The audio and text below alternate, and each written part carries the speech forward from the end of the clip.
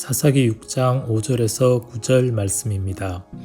미디안 사람들은 그들의 가축과 천막을 갖고 올라왔는데 마치 메뚜기 떼처럼 몰려와서 사람과 낙타가 셀 수 없을 정도로 많았습니다.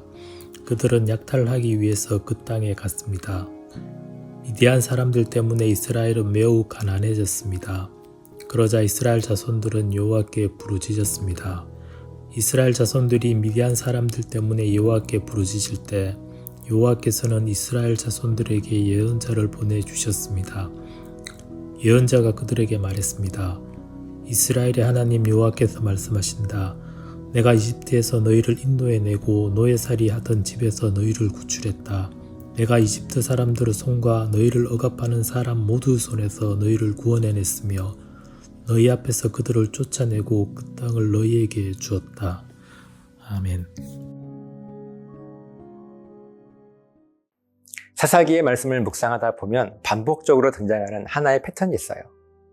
이스라엘 백성들이 하나님 보시기에 악을 행하면 하나님은 그들을 깨우시기 위해 징계하시고 고통 가운데서 부르짖게 하십니다. 그러면 하나님은 사사를 세우셔서 그들을 구원하시고 다시 평안이 찾아오죠. 그런데 이 평안이 오래가지 못합니다. 또다시 죄를 범하고 다시 고통받고 다시 부르짖는 일이 끊임없이 반복되는 것이 사사기 말씀의 패턴입니다. 이러한 반복 속에서 우리가 주목해야 할 중요한 진실이 있습니다.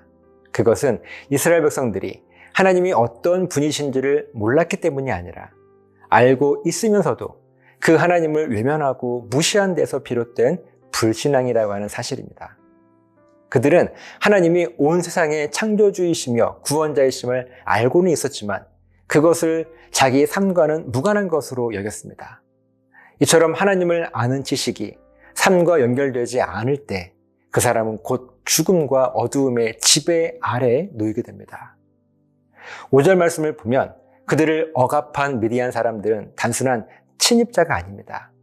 그들은 가축과 천막을 갖추고 메뚜기 떼처럼 몰려와 이스라엘의 땅을 차지했습니다. 사람과 낙타가 셀 수 없이 많았고 그들의 목표는 분명했습니다. 이스라엘을 약탈하는 것. 그런데 이 약탈이라고 하는 이 단어를 히브리어 원어로 보면 단순히 물건을 빼앗는 것이 아니라 파괴하고 타락시키는 것을 의미합니다. 다시 말해서 미디안 사람들의 침입은 이스라엘의 삶을 무너뜨리고 그들의 정체성과 영성을 파괴하려고 하는 영적인 공격이었습니다.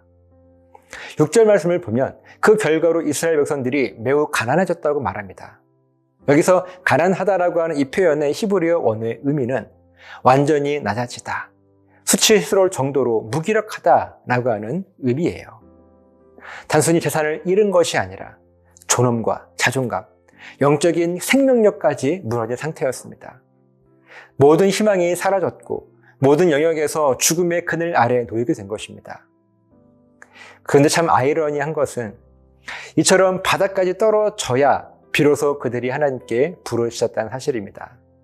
하지만 그들의 부르짖음은 신실한 신앙 고백이 아니라 마지막 남은 몸부림이었습니다.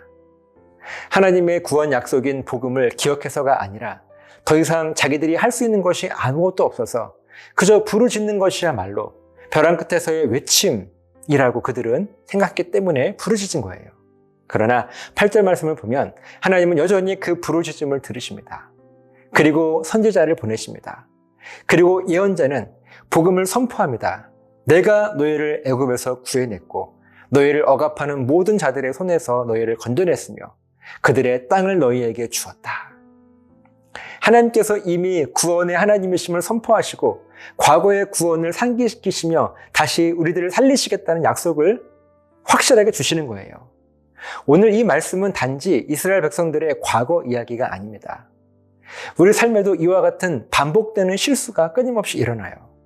복음을 모르는 것이 아니죠. 알고 있습니다. 그 복음을 듣고 배우고 외우기까지 해요.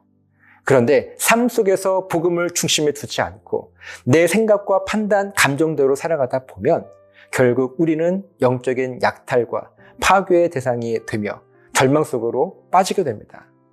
하지만 기억합시다. 그 반복 속에서도 하나님은 여전히 우리를 향한 구원 계획을 포기하지 않으시고 하나님의 말씀을 통해 우리들에게 다시 복음을 들려주십니다. 우리가 해야 할 일은 하나죠. 그 복음을 중심에 두고 살아가는 것입니다. 다시 반복되는 실수 속에 빠지지 않기 위해서 오늘 내 삶에 복음을 새기고 내 모든 선택과 결정 위에 하나님의 구원 약속을 붙드는 결단이 우리들에게 있어야 합니다. 살아계신 하나님을 우리 삶의 중심으로 옮겨 놓으시기 바랍니다. 하나님께서 또다시 또 반드시 우리를 살리시고 회복시키실 것입니다. 기도하시겠습니다. 하나님, 혹 우리가 반복되는 실수 가운데 빠져있지는 않은지 우리 삶을 돌아보게 하시고 하나님의 은혜 안에 늘 거하게 하시고 끝까지 하나님 붙들고 하나님의 그 구원 약속인 복음을 우리 삶 중심에 붙들며 살아갈 수 있도록 인도해 주시옵소서. 감사드리며 예수님의 이름으로 기도합니다. 아멘.